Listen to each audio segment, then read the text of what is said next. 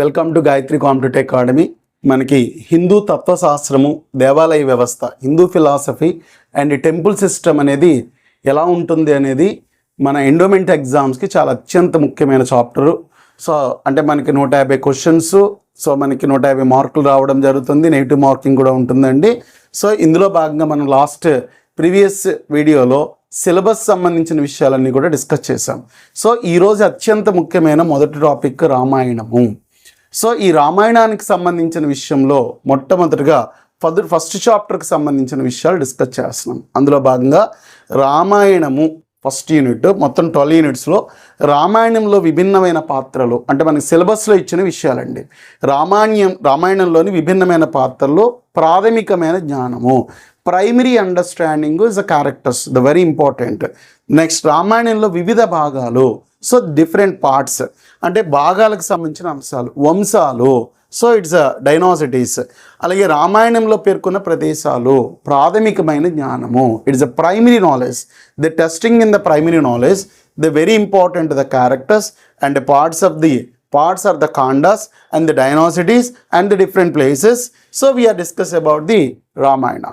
అయితే ఇక్కడ నేను రామాయణానికి సంబంధించి ఏంటంటే 24,000 శ్లోకాలు ఉంటాయి. అయితే నేను రామాయణం గురించి మాట్లాడాలన్నప్పుడు ఖచ్చితంగా సో మహోన్నతమైన గురు పరంపరలో సో గురువులందరినీ కూడా మనం ఏంటంటే ప్రణామం చేసుకుని ఈ విషయాన్ని మాట్లాడగలే అర్హత మనకి ఉంటుంది నాకు.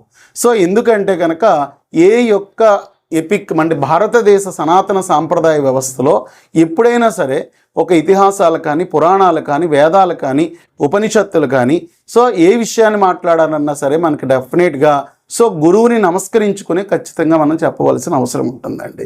అంటే నేను ఇక్కడ రామాయణం గురించి, రామాయణ విషయాల గురించి ఏదో విస్తృతంగా మీకు చెప్పడం గురించి కాదు.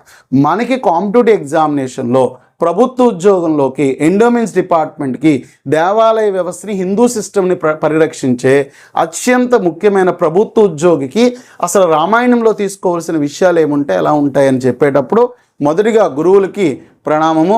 అంటే ఆది కావ్యంగా చెప్పబడే రామాయణము సో వాల్మీకి కానీ, అలాగే వ్యాస భగవానులకు కానీ, తర్వాత వచ్చిన శంకరాచార్యులకు కానీ, సో మన సమకాలీన వ్యవస్థలో ప్రస్తుతం కొనసాగుతున్న చాగంటి గారు కానీ, సో అలాగే షణ్ముఖ శర్మ గారు కానీ, అలాగే సో అత్యంత కీలకమైన గరికిపాటి గారు కానీ, ఇంకా ఇలా ఎంతోమంది ప్రముఖులందరూ కూడా నిరంతరము దాని మీద వ్యాఖ్యానాలు, శ్లోకాలు అవన్నీ కూడా ఉచ్చరిస్తూ సామాన్య జీవితానికి అద్భుతమైన అన్వయాన్ని అంతా కూడా మనకి ఏంటంటే చెప్తున్నారండి.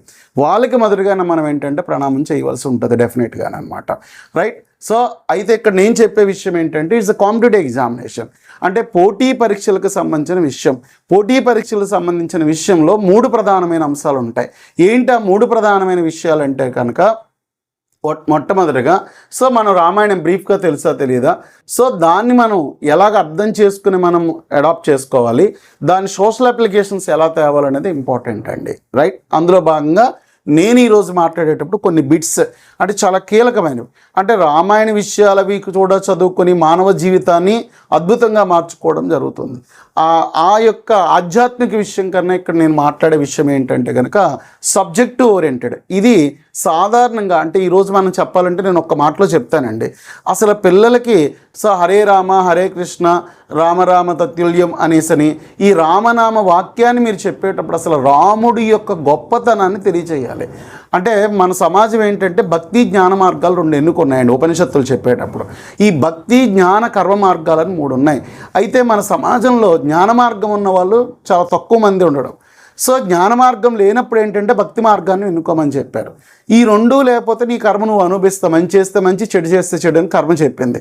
అయితే ఎక్కువ జ్ఞాన మార్గం లేనప్పుడు భక్తి మార్గం అనేది ఎక్కువ మందికి వచ్చింది. ఇప్పుడు నేను సమాజానికి ఏం చెప్తానంటే మనం ఈ రామాయణం చదివేటప్పుడు మనం అర్థం చేసుకున్న విషయం సో రాముడు గొప్పవాడు సో ఇవన్నీ కాదండి. అంటే మనకి సుమారు 84,000 జీవరాశులు సుమారు ఉంటే భూమి మీద 84,000 జీవరాశుల్లో సో సుమారు మనకి కనిపించే వాటిల్లో కేవలము ఇందులో ఒకే ఒక్క జీవి మాత్రం మాట్లాడుతుంది, అదే మానవ జాతి. ఈ మానవ జాతి అంటే ఇప్పుడు మనం చూడండి, కోతి అని చూడగానే మనకు ఆటోమేటిక్గా వానరం అనగానే హనుమంతుడు గుర్తొస్తాడు. అంటే వానర జాతి అంతటికి ఒక మంచి పేరు, కీర్తి ప్రతిష్టలు తీసుకురావడానికి కారణమైన మహోన్నతమైన వ్యక్తి, అలాగే సో జంతు రూపంగా మనం చెప్పబడే ముఖ్యమైన హనుమంతుని చెప్తాం. మరి మానవ జాతి ఇంత ఉద్ధరించి ఇంత మహోన్నతమైన స్థితికి వెళ్ళడానికి అసలు మనిషి పాటించవలసిన డిసిప్లిన్ తీసుకొచ్చి మానవ జాతి అనేది ఒక జాతిగా, మానవ జాతి అనేది ఒక మహోన్నతంగా, మానవ జాతి పాటించవలసిన ప్రక్రియని సామాన్య జనానికి అర్థమయ్యేటట్టు తను ఆచరించి చూపించిన ఒక ఇంపార్టెంట్ అత్యంత ముఖ్యమైన క్యారెక్టర్ రాముడండి. అంటే మన వ్యక్తిత్వ వికాసము, మన పర్సనాలిటీ డెవలప్మెంట్, ఆ వ్యక్తిత్వ వికాసానికి సంబంధించి అంటే ఒక వ్యక్తి ఎలా ఉండాలో ఆచరించి చెప్పింది అద్భుతమైన మొట్టమొదటి ఆది కావ్యమే రామాయణం. కాబట్టి ఇది మన మనుష్యులకు సంబంధించిన చరిత్ర, మానవ జాతికి సంబంధించిన చరిత్ర. అంటే మానవ జాతిని మహోన్నతమైన గొప్ప ఉన్నతగా తీర్చుకోవడానికి తీసుకొచ్చిన అంశం అండి. అంటే ఎంతోమంది గురువులు, చాలా పురాతనమైన సనాతన ఋషులు, సాంప్రదాయవాదులు, అలాగే ఆధునికమైన సమకాలికమైన మహోన్నతమైన ప్రవచనకర్తలు అందరికి కూడా ప్రణామం. ఎందుకంటే వాటిలో ఉన్న శ్లోకాలు కానీ వాటి విషయాలు కానీ నేను దాన్ని ఆ శ్లోకాన్ని పాడో దాన్ని వివరించో అంత వివరంగా కాకుండా మనకి ఉద్యోగానికి సమాజాన్ని చక్కగా ఎంత చక్కని అన్వయం చేసుకోవాల్సి ఉంటుందో చెప్పడమే నా ప్రయత్నం, రైట్. అందులో భాగంగా మనకంటే రామాయణం. రామాయణానికి సంబంధించి ముఖ్యంగా నేను చెప్పే విషయాలు ఏంటంటే ఇక్కడ మొత్తం 7 ఖండాలు ఉంటాయి. 7 కాండాలు కూడా మనకి ఏంటంటే చాలా ముఖ్యమైనవి. అంటే బాలకాండ, అయోధ్యకాండ, అరణ్యకాండ, కిష్కింధకాండ, సుందరకాండ, యుద్ధకాండ. ఉత్తరకాండ లేదా సామ్రాజ్య అధిపతిగా రాముడు వెళ్ళడము. అంటే 7 కాండాలు మనకు కనిపిస్తాయి. మొత్తం 24,000 శ్లోకాలు ఉంటాయి.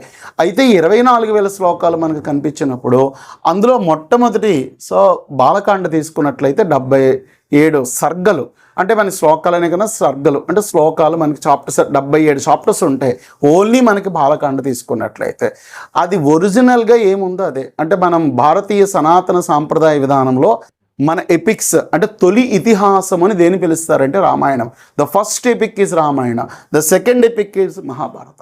అంటే మొట్టమొదటి ఎపిక్గా చెప్పబడే రామాయణం కనుక మనం తీసుకున్నట్లయితే కనుక దాన్ని ఆది కావ్యము అంటామండి. అంటే సంస్కృత ఆది కావ్యము. అదే మళ్ళీ తెలుగులో తీసుకున్నట్లయితే కనుక ఆది కావ్యం వేరు, మహాభారతం తెలుగులో నన్నయ్య తిక్కన్నెర్రన్న గారు వాళ్ళు కూడా ట్రాన్స్లేట్ చేశారు. అది వేరే సందర్భంలో మాట్లాడుకునే అంశం అది. ఇది సంస్కృతంలో సంబంధించిన విషయం.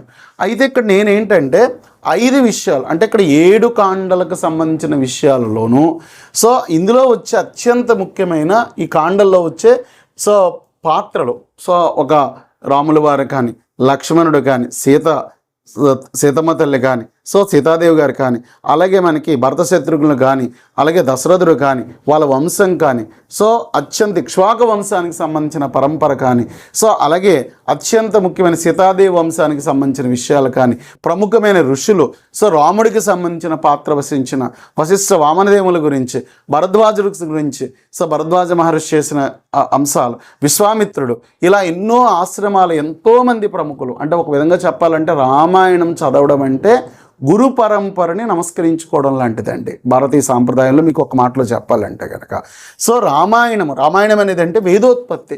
అంటే వేదాలలో ఏముందో అది పాటించడానికి ఒక క్యారెక్టర్ని తీసుకొచ్చిన అంశంగా చెప్తామన్నమాట. అయితే ఇక్కడ నేను ఒక చాలా ఇంపార్టెంట్ విషయం ఒకటి క్వశ్చన్ కింద ఫ్రేమ్ చేసి అడగడం జరుగుతుంది.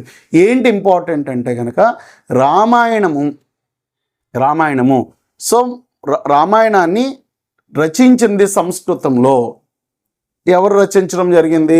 వాల్మీకి వారు రచించిన ఈ వాల్మీకి కథ అయిపోయిన తర్వాత రాశారా, కథకి ముందు రాశారా? It is the first question అండి.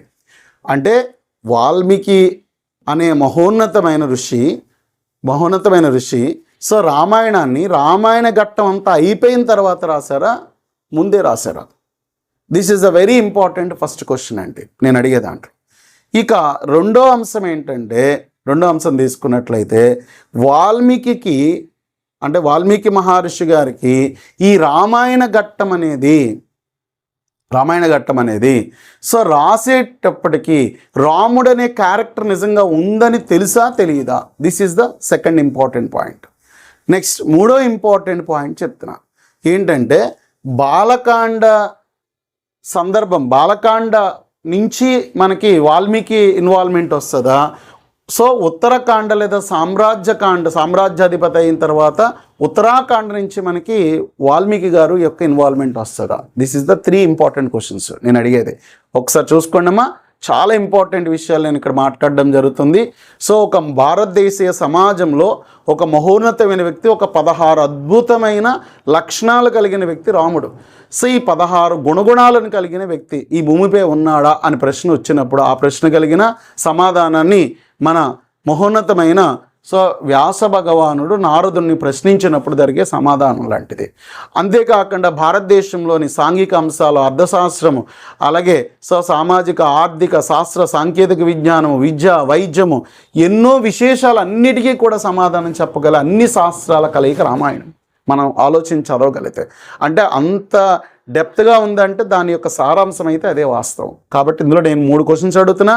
మొట్టమొదటగా మనకి వాల్మీకి పాత్ర ఏ కాండంలో ఎంటర్ అవుతుంది?